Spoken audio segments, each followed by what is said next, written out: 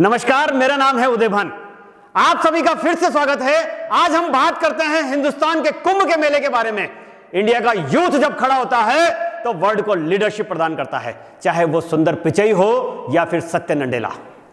कहा जाता है कि प्रेजेंट में जियो और फ्यूचर को प्लान करो, लेकिन जिसका पास्ट इतना गौरवशाली हो वो न केवल प्रेजेंट में बल्कि फ्यूचर की राह भी दिखाता हो, उसे यूथ को जानने की आज जबरदस्त आवश्यकता है।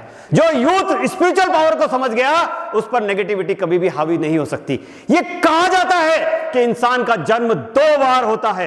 एक बार तो मां की कोख में जन्म लेता है और दूसरी बार जब उसे यह पता चलता है कि उसका जन्म धरती पर क्यों हुआ है।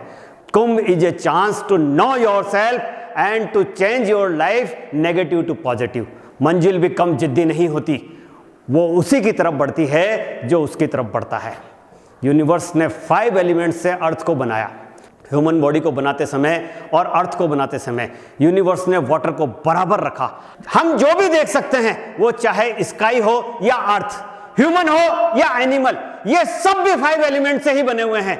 5 एलिमेंट्स के प्यूरिफिकेशन का दूसरा नाम ही कुंभ है। वाटर में जबरदस्त एनर्जी होती है। वाटर पर प्लैनेट के इफेक्ट्स को हम ज्वार भाटा से बहुत अच्छी तरह से समझ सकते हैं। कुंभ रिलीजियस के साथ साथ एक साइंटिफिक आयोजन भी है, क्योंकि जुपिटर, सन व मून प्लैनेट की डायरेक्शन के आधार पर ही कुंभ का आयोजन होता है। इस वर्ष जुपिटर, सन व मून प्लैनेट इतने अच्छे योग बना रहे हैं कि पूर्ण कुंभ 1 साल पहले ही आयोजित हो रहा है। कुंभ में हमारे इनसाइड वाटर को आउटसाइड वाटर के साथ एक करके हम अपने आप को जान सकते हैं, हमारी हिडन पावर को बाहर निकाल रहे होते हैं। तभी तो हमारी थॉट्स यूनिवर्स तक जाती है और हमारी विश पूरी होने लगती है। हम सेल्फ प्यूरिफिकेशन करके न केवल प्रॉस्पेरिटी पाते हैं बल्कि हम अंदर स्थित 5 एलिमेंट्स को बैलेंस भी कर पाते हैं, जिससे हमारी प्रॉस्पेरिटी के साथ साथ हैप्पीनेस के रास्ते भी खुलने लगते हैं। वाटर एक लिक्विड ही नहीं है, ये तो एक लाइफ है जो हमारी थॉट्स के साथ बॉडी बिल्ड करता है।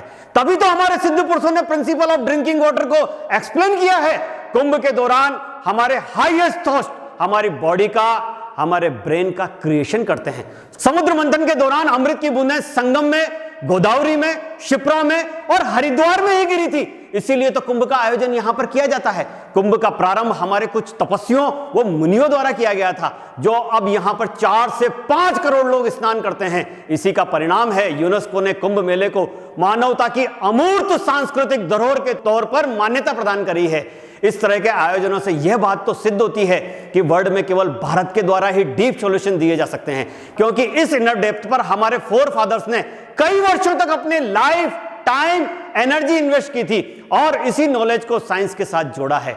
ये केवल हमारी लाइफ स्टाइल नहीं है जो हम जी रहे हैं। सारी दुनिया मैटर रिलेटिव के पीछे भाग रही है, केवल हम ही हैं जो जानते हैं कि स्पिरिचुअलिटी और मैटर रिलेटिव के बैलेंस से ही वर्ल्ड की प्रॉब्लम्स का सॉल्यूशन दिया जा सकता है। अब तो हरिद्वार महाकुंभ के तहत कुंभ नगरी में पेशवाइयों का दौर शुरू हो चुका है। महाकुंभ में भाग लेने वाले अखाड़े 3 प्रमुख मतों को मानते हैं। इस समय 13 प्रमुख अखाड़े हैं। इसमें से 7 अखाड़े शिव सन्यासी संप्रदाय के, 3 अखाड़े बैरागी वैष्णव संप्रदाय के, वो 3 अखाड़े उदासीन संप्रदाय के हैं। 7 अखाड़े जूना, महानिर्वाणी, निरंजन, अटल, अग्नि, आनंद व आह्वान अखाड़े नागा साधुओं के हैं। इनमें महिला साधुओं का सबसे बड़ा अखाड़ा माई बाई अखाड़ा वो जूना अखाड़ा में सम्मानित किया गया किन्नर अखाड़ा भी है। नागा साधु बनने की प्रक्रिया इतनी आसान नहीं है, ये इतनी कठिन होती है कि इसमें 12 साल तक लग जाते हैं। नागा साधुओं के पंथ में शामिल होने की प्रक्रिया में लगभग 6 साल लगते हैं। इस दौरान नए सदस्य एक लंगोट के अलावा कुछ नहीं पहनते। कुंभ के मेले में अंतिम प्रण लेने के बाद वे लंगोट को भी त्याग देते हैं। साधारण तपस्या से 100 गुना ज्यादा कठिन नागा साधुओं का जीवन होता है। बबूत के साथ 16 श्रृंगार किए हुए, संयम के साथ बंधे हुए नागा साधुओं के दर्शन करना अद्भुत होता है। नागा साधु सार्वजनिक जीवन में कभी कभी ही दिखते हैं, लेकिन कुंभ के दौरान अवश्य रूप से उपस्थित होते हैं और कुंभ के पश्चात ये पुनः हिमालय में जाकर तपस्या में लीन हो जाते हैं। इन अखाड़ों में जब सवारियां निकलती है तो अनोखी छटा ही देखते बनती है। आखिर कुंभ में देवता भी तो प्रवासी के रूप में विराजमान होते हैं। इन अखाड़ों का स्वागत बहुत धूमधाम से किया जाता है। अखाड़े लगातार ये प्रयास करते हैं कि कैसे वो एक दूसरे से ज्यादा भव्य दिख सकें। प्रत्येक अखाड़े में शामिल साधु संत अपनी अलग अलग छटाएं बिखेरते हुए चलते हैं। कोई अखाड़ा हाथी पर सवार होकर, तो कोई अखाड़ा घोड़े पर सवार होकर, या कोई अखाड़ा राजसी पालकी में सवार होकर मेला स्थल पर पहुंचता है। इस दौरान अखाड़ों पर निरंतर पुष्प वर्षा होती रहती है। सबसे आगे होते हैं नागा साधु, उनके पीछे होते हैं महंत, मंडलेश्वर, महामंडलेश्वर, आचार्य मंडलेश्वर, ये सब उनके पीछे होते हैं। और इन सबके स्नान करने के पश्चात ही आम आदमी वहां स्नान करता है। महाकुंभ जैसा बड़ा आयोजन पुलिस और प्रशासन के लिए कड़ी परीक्षा की घड़ी होता है। सुरक्षा बल के जवान मजबूत हौसलों के साथ चप्पे चप्पे पे नजर रखते हुए तैनात रहते हैं। Famous American author mark tin के अनुसार भगवान द्वारा, इंसान द्वारा जो कुछ कभी भी किया जा सकता है वो सब भारत में किया जा सकता है। हम ही तो हैं जो गाय की गोबर की पूजा करते हैं और वर्ल्ड में एटॉमिक पावर के रूप में जाने जाते हैं। ये तभी तो पॉसिबल है जब हमें ये पता होता है कि हमारी इनर पावर को कंट्रोल कैसे करते हैं। इसीलिए तो India is the centre of spiritual power of the world. 1966 में पूजनीय स्वामी प्रभुपाद जी द्वारा न्यूयॉर्क में इस्कॉन मंदिर की स्थापना कर यह प्रूव किया जा चुका है कि India is the spiritual power of the world. तभी तो वर्ल्ड सेल्फ पावर को सर्च करने के लिए इंडिया आता है। कुंभ केवल बाई चांस से जाने वाला साइंस नहीं है, ये तो तपस्या करके अचीव किया गया है। ये यूथ के लिए एक चांस है इंडिया के कल्चर और रिलीजन को समझने का।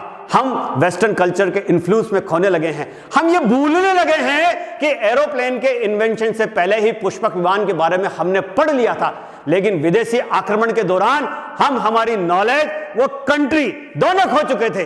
कुंभ का शाब्दिक अर्थ होता है कलश, जिसकी तुलना हम बॉडी शेप से बहुत आसानी से कर सकते हैं।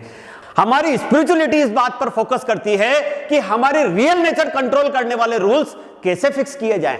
इसीलिए तो कुंभ का महत्व है कि हमारे 5 एलिमेंट्स को कैसे बैलेंस किया जाए। इस गोल को अचीव करने के लिए ही तो हमारे रिलीजियस प्लेस की इंपॉर्टेंस है।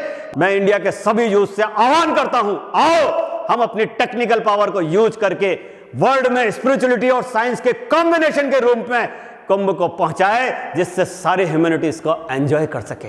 हम ही तो हैं जो कुंभ के साइंस को साइंटिस्ट की भांति या एक योगी की भांति वर्ल्ड के लास्ट पॉइंट तक पहुंचाएंगे। वंदे मातरम।